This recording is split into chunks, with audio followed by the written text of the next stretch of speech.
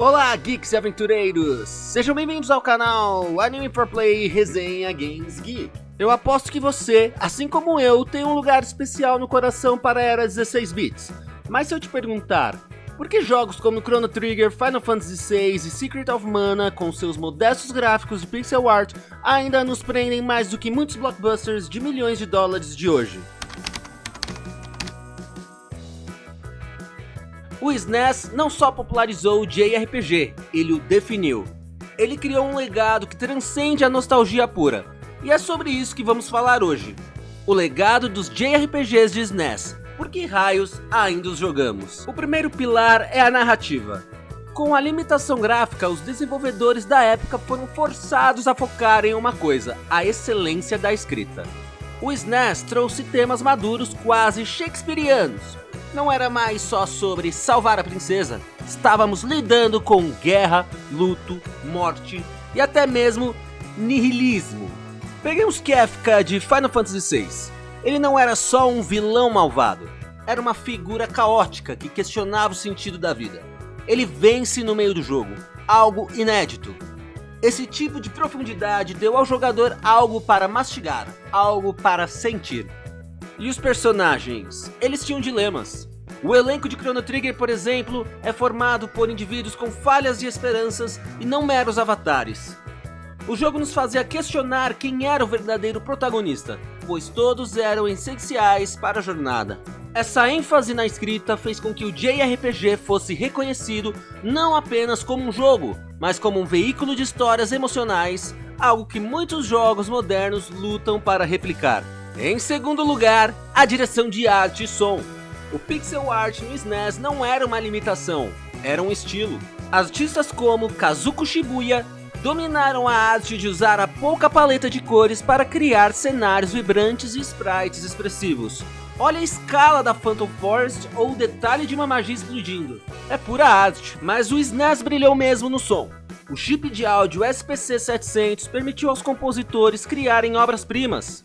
Nobuo Uematsu, Yasunori Mitsuda, eles são lendas. A trilha sonora não era apenas um fundo, ela era uma ferramenta narrativa. Pense no tema de Frog, em Chrono Trigger, ou no momento que a ópera toca em Final Fantasy VI. A música carrega o peso emocional da cena, algo que faz essas melodias serem regravadas e tocadas em orquestras até hoje.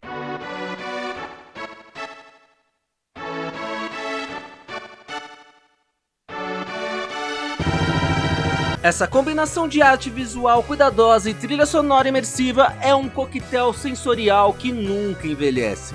O terceiro pilar, e talvez o mais importante, a inovação de gameplay. Os JRPGs de SNES não apenas seguiram a fórmula, eles a revolucionaram. A Square inovou com o sistema Active Time Battle, ou ATB, em Final Fantasy IV. De repente, o combate de turnos tinha urgência. Você tinha que ser estratégico, mas também rápido, misturando o melhor dos dois mundos. Eles também trouxeram a profundidade dos sistemas de classes.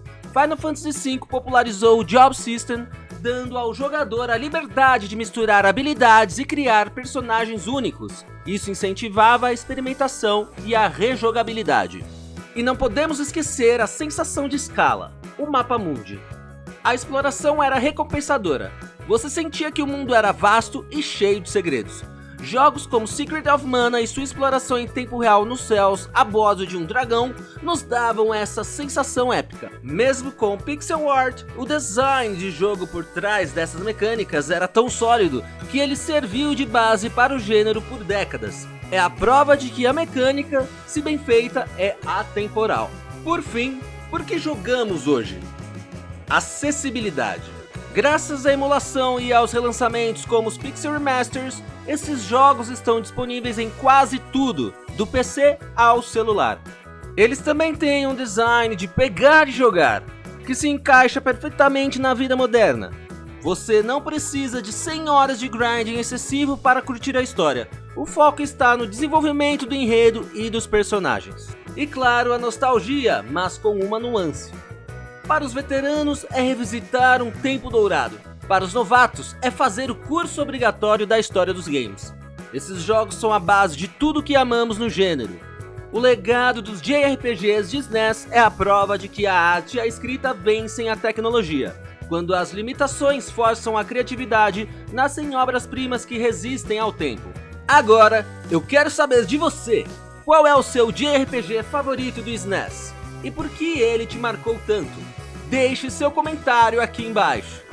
Se você gostou dessa análise, deixa o like, se inscreve no canal e ativa o sininho, pois na semana que vem teremos um super tutorial sobre como jogar um dos maiores e melhores RPGs da era de Nintendo 64 no computador com gráficos super definidos. Obrigado por assistir e até a próxima aventura! Eu fui!